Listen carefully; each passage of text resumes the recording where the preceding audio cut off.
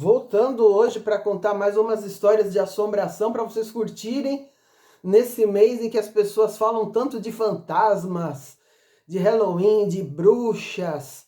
É um mês bastante interessante que a gente acredita que fica mais fácil para os espíritos passarem do lado de lá para cá. Se bem que eles fazem isso o tempo todo, né? Fora aqueles que não querem nem ir para o outro lado. Então vou contar para vocês uma história da minha família que ocorreu nos anos 60. A gente o pessoal é de São Paulo. O meu pai é filho de italianos, a minha avó era italiana, então ela veio para o Brasil bem antes. E o pai do meu avô era filho de espanhóis. O pessoal nunca foi de acreditar muito em nada, né? Uma família que foi... Eu fui criada no catolicismo. Fiz até o crisma no catolicismo. Quando comecei a perceber que existiam respostas que o catolicismo não me dava. Não que eu tenha nada contra a religião, cada um na sua. Ainda hoje, se eu precisar ir numa missa, eu vou, não tenho nada contra, não tenho nenhum tipo de ódio contra a religião nenhuma. E tenho muito respeito, tanto que sou devoto de Nossa Senhora. Mas tinha uma tia minha tia Jandira, que é irmã do meu pai, e ela também tinha alguns dons. Então ela via e ouvia espíritos. E quando os filhos dela, ela tinha 3 filhos, meus primos. Eram 3 crianças, 2 meninos e 2 meninas. E o marido dela, ele trabalhava muito viajando nessa época. E minha tia ela mora vizinha ainda aqui, né? Que ela já faleceu. Mas eles moravam aqui vizinho, eu não tinha nem nascido na época. E uma rua paralela à rua que a minha tia morava, tinha meus avós, que era essa minha avó italiana. Então, eles costumavam ir muito na casa dessa minha avó. Ela e as crianças. E ela sempre ia com os filhos para todo lugar que ela caminhava. As crianças eram pequenas, deviam ter menos de 7 anos de idade, ou no máximo 7 anos. Cada um tinha uma idade.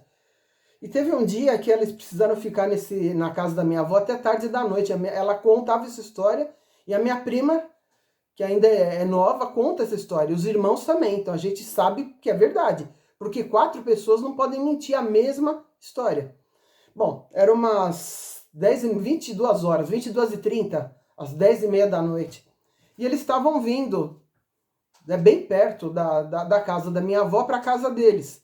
Então eles teriam que descer a rua, atravessar lá embaixo e subir para chegar na casa dela. Só que antes dela conseguir chegar, ela tinha que passar em frente a uma casa de uma senhora espanhola, cujo apelido dela era Vermelhinha, a Dona Vermelhinha, o pessoal chamava. Porque ela estava sempre nervosa, estava sempre com o rosto vermelho. E essa senhora, essa Dona Vermelhinha, ela tinha muita devoção com as almas. E o pessoal de antigamente tinha isso, né?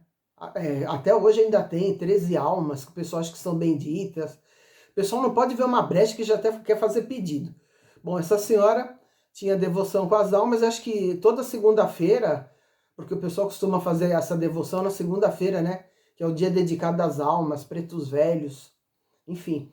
E ela gostava de acender umas velas do lado de dentro da casa dela, mas em frente ao portão, para que essas almas defendessem a casa dela de bandido, de alguma coisa. A mulher tinha muito medo, mas naquela época nem tinha tanta criminalidade. Tanto é que tarde da noite estava a minha tia com meus primos descendo ali.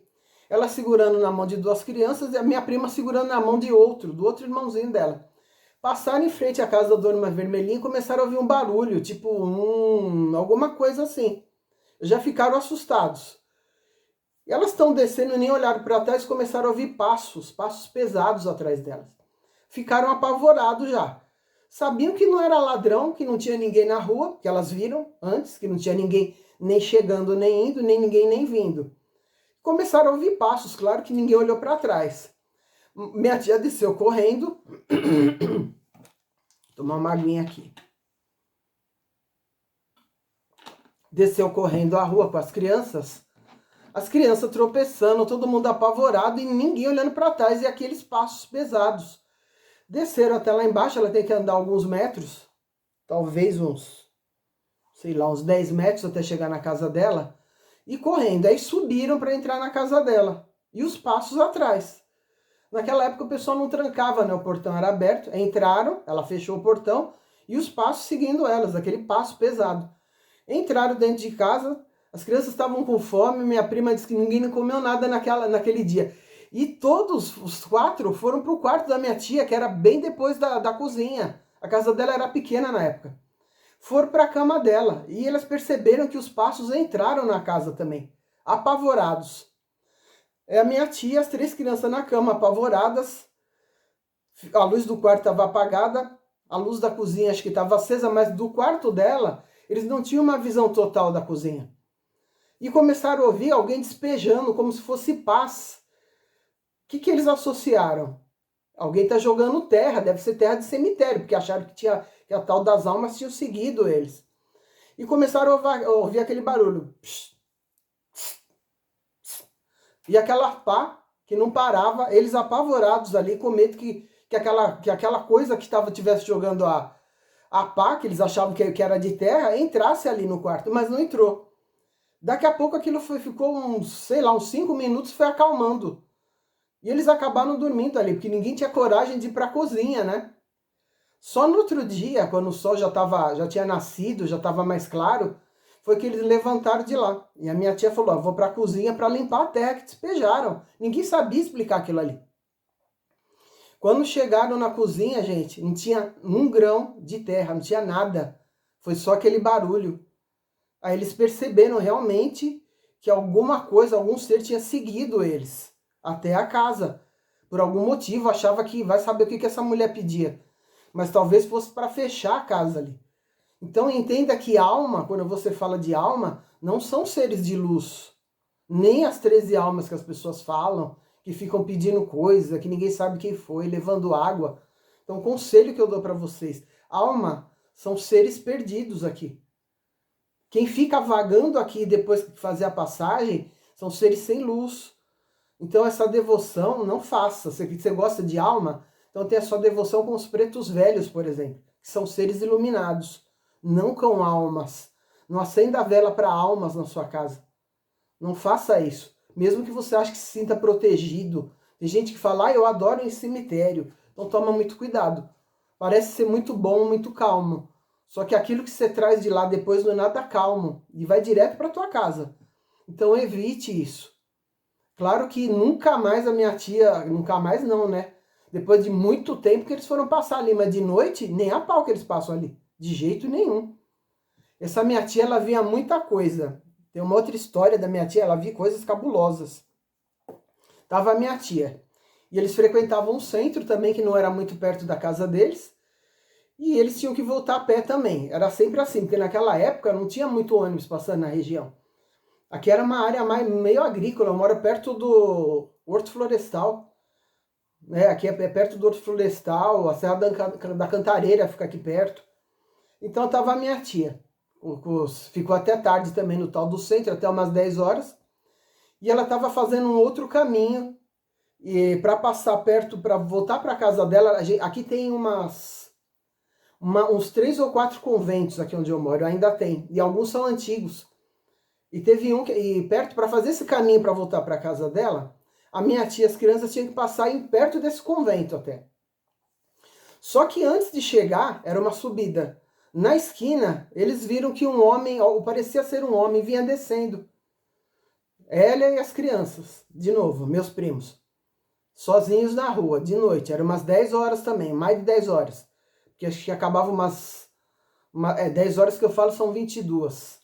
E eles estavam voltando sozinhos desse centro aí. Nisso que eles estão passando, eles veem que um homem, ou que parecia ser a figura de um homem, que eles viram, na verdade, a distância era uma... Não dava para enxergar muita coisa, mas viram, perceberam pela silhueta que era um homem. E esse homem começa a se abaixar, desse jeito, na rua. E a cachorrada começa a latir sem parar. E não tinha jeito, eles tinham que fazer esse caminho, não dava para retornar, porque estava longe já. Tinha que fazer esse caminho para passar pela casa, para voltar para casa. A minha tia começa a rezar, e eles têm que passar. O homem está desse lado da esquina, e eles vão passar por aqui. Eles começam a rezar, e as 3 crianças, eles veem, o homem, minha tia disse, começa a se transformar em alguma coisa parecida com um lobo, gente. Aí vocês vão falar, é lobisomem? É algo do gênero, ela vê. E a cachorrada atrás. Ela disse que passou perto, o que protegeu ela e as crianças foi a cachorrada, que um monte de cachorro se juntou em volta daquilo. E as crianças não sabiam o que que era. É um cachorro? É um lobo? O que que era? A minha tia conseguiu passar correndo dali.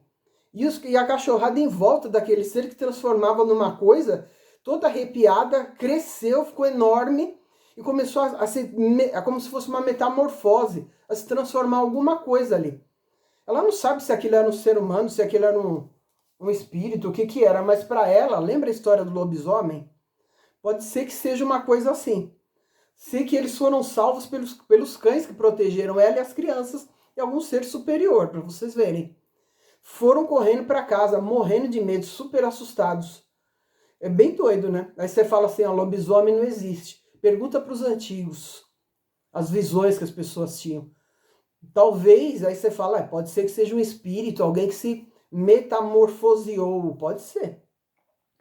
Mas eu tenho uma outra história parecida com essa, né? A minha família é da Calábria.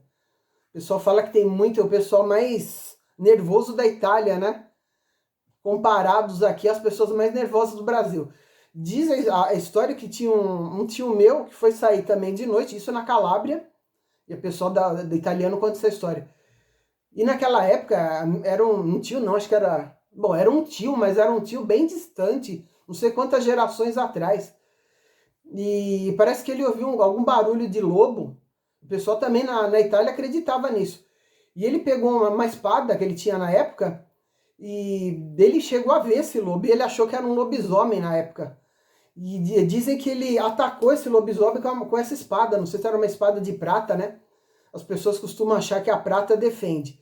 E se safou, e esse ser que ele achou que era um lobisomem saiu correndo dali. No outro dia de manhã encontraram um velhinho morto por um objeto cortante, como se fosse realmente uma espada. Então acreditam que era esse velhinho. Se é verdade, se não é, não sei. Eu nunca nem fui para Calábria, mas é a história que a minha família conta. E a tua?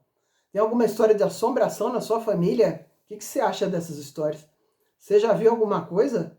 Conta aí, faz o teu relato pra gente. Daqui a pouco mais histórias para vocês.